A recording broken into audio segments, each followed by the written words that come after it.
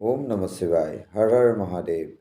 दोस्तों, अक्सर आप लोगों के मन में एक सवाल होगा कि साधना किसका करना चाहिए, योगिनी का, अप्सरा का और यक्षिनी का। इन तीनों के बीच में आप कंफ्यूज होते होंगे कई बार, है कि नहीं? तो आज यही प्रश्नों का उत्तर मैं लेके आया हूँ मेरे वीडियो में, तो वीडियो लास्ट तक देखिएगा। और अगर अच्छा लगा तो लाइक और शेयर ज़रूर कर दीजिएगा और चैनल सब्सक्राइब अभी कर दीजिएगा, क्योंकि बाद में आप लोग भूल जाते हो। ठीक है।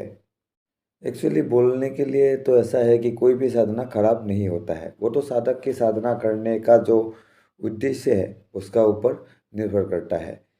इसके पहले कि मैं आपको उद्देश्य के ऊपर बोलूँ, इसके पहले जानना पड़ेगा कि ये लोग कौन है। ठीक है, मतलब दरअसल ये देवियाँ है कौन।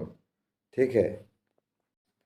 असल में इन सब देवियाँ, आप जो भी नाम से इनको पुकारो, अप्सरा यक्षिनी कोई भी, सभी कोई एक ही शक्ति से जुड़ी हुई है, और वो है माँ भगवती, यानी कि माता आदि शक्ति। ठीक है। और उनकी जो हर एक की जो कार्य प्रणाली होती है वो भी सेम है, क्योंकि एक ही शक्ति के साथ जुड़ी हुई शक्तियाँ हैं। जो कि उन लोगों का मूल देवी जो है वो सेम है, लेकिन हाँ, उस लोगों की उन लोगों की जो मन है, जो इच्छा है, ठीक है, वो अलग अलग है, क्योंकि इन लोगों का जो श्रेणी है वो अलग अलग है। अभी ये श्रेणी का बात बोला तो यहाँ पे है, जो उद्देश्य वाला बात है, जो मैंने पहले बोला था, उसका माहात्म्य है। ठीक है, यहाँ पे उसका माहात्म्य आता है। और साथ साथ साधक का जो तपोबल है और मनोबल जो होता है, ठीक है, वो मनोबल भी बहुत डिपेंड करता है कि साधक को एक्चुअली में किन की साधना करना चाहिए, किस रीजन से वो लोग साधना कर रहा है, साधक को चाहिए क्या दरअसल देवी से।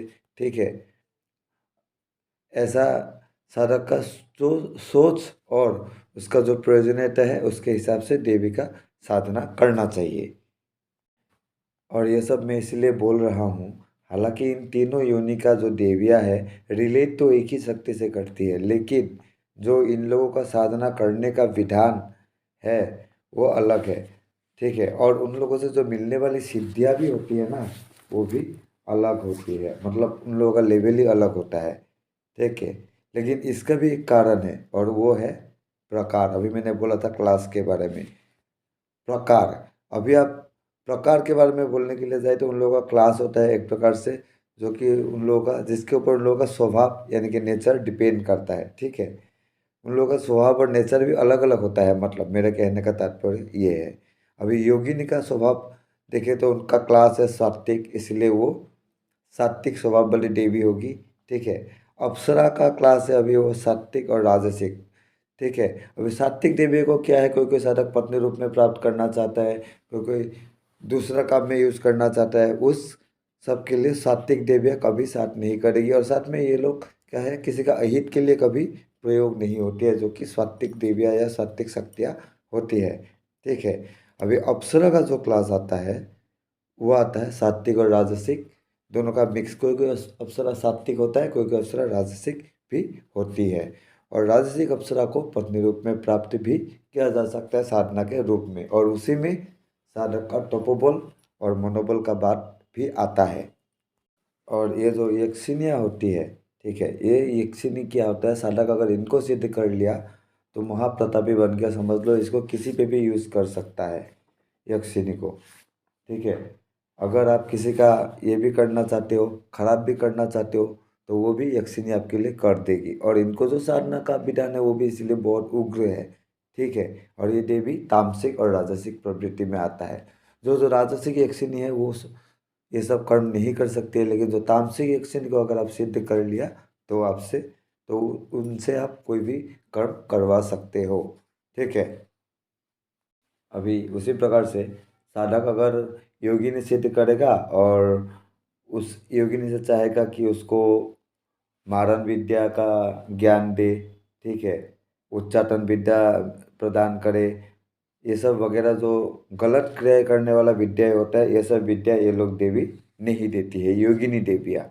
ठीक है। हालांकि ये साधक को बाकी सब कुछ दे सकते हैं, साधक का खुद के लिए वो बहुत अच्छा अच्छा रास्ता निकाल के देगा, खुद का सोर्स बना देगा, खुद को बहुत प्रतिष्ठित इंसान बना देगा, लेकिन दूसरों पर इसका क्रिया आप नहीं कर सकते हो, इसको लेके किसी पे आप तांत्रिक वाला प्रयोग नहीं कर सकते हो। ये इसमें कुछ भी नहीं करता है, ठीक है।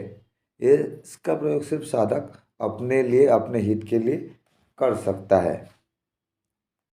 और साथ साथ में जो योगिनी देवी है वो साधक के साथ पत्नी रूप में सिद्ध कभी नहीं होती है, ज़्यादातर ये माता रूप में ही या मातृ रूप में ही सिद्ध होती है और होकर साधक का मनोकामना पूर्ण करता है। लेकिन साधक का खुद का मनोकामना ही पूर्ण होगा, दूसरों के लिए वो कुछ भी नहीं कर सकता है। हाँ, अगर योग विद्या में वो माहिर हो जाए योगिनी के साथ बहुत सालों का साधना करते करते, तब वो दूसरों का हित के लिए प्रयोग कर सकता है उनको, ठीक है। और अप्सराओं के बारे में बोला जाए तो ये देवी राजसिक और सात्विक होती है, इसीलिए कोई कोई अप्सरा क्या होता है, साधक के साथ पत्नी रूप में भी सिद्ध हो जाती है। लेकिन वो लंबे टाइम का साधना करना पड़ता है उसके लिए, छुटपुट 21 दिन का, 41 दिन का, ठीक है। ये सब करके उनका सिद्धि तो हो सकता है, लेकिन प्रत्यक्षीकरण, और ये तो पत्नी रूप में पाने के लिए तो सालों साल करना पड़ेगा, वो अलग है। प्रत्यक्षीकरण के लिए मिनिमम 3 महीना का प्रयोजन आ जाता है, ठीक है। और साधक का हित करने में इनके विशेषताएं भी योगिनी जैसे ही है। ये भी साधक को संपूर्ण भौतिक सुख प्रदान कर सकती है, धन दौलत ऐश्वर्य से लेके सब कुछ। अभी अगर वहीं पे यक्षिणी का बात किया जाए तो ज़्यादातर यक्षिणी क्या होता है, तामसिक होती है।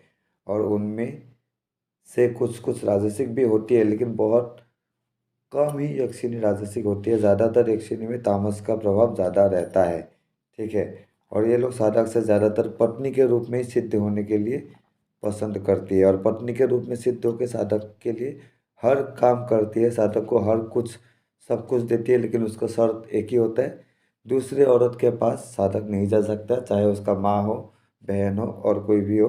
दूसरी औरत को साधक नहीं छू सकता है या उसका संपर्क में नहीं जा सकता है। और इसलिए ये साधना जो है ये गृहस्थ साधक के लिए है ही नहीं, उनके लिए नहीं है ये यक्षिणी साधना, ठीक है। क्योंकि यक्षिणी जो है वो प्रचंड उग्र शक्तियाँ है, इनके सिद्ध हो जाने के बाद भी अगर आप इनके खिलाफ काम करोगे, इनका मन के मुताबिक, इनको जो वचन आप दोगे उसके मुताबिक अगर आप काम नहीं करोगे, खासकर आप पर स्त्रियों के पास जाओगे, वो चाहे कोई भी हो, या उनके संपर्क में रहोगे, तो यक्षिणी बहुत जल्दी रुष्ट हो जाती है और उसके बाद साधक को उसका दुष्प्रभाव का परिणाम भी भुगतना पड़ता है। हालांकि अप्सरा और योगिनों में ऐसा कोई दुष्परिणाम या दुष्प्रभाव साधक को नहीं देखना पड़ता है, लेकिन यक्षिणी के मामले में ऐसा नहीं होता है, साधक को बहुत दुष्परिणाम का मुंह भी देखना पड़ता है, ठीक है।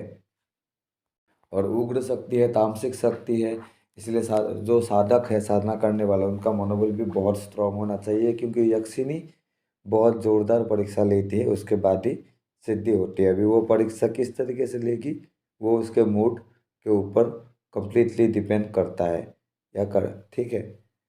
तो आज बताया कि अप्सरा, यक्षिनी या योगिनी के बीच कौन सी शक्ति का साधना आप लोगों को करना चाहिए। आशा करता हूँ बात आप लोगों को समझ में आ गया होगा, वीडियो आप लोगों के लिए उपयोगी होगा।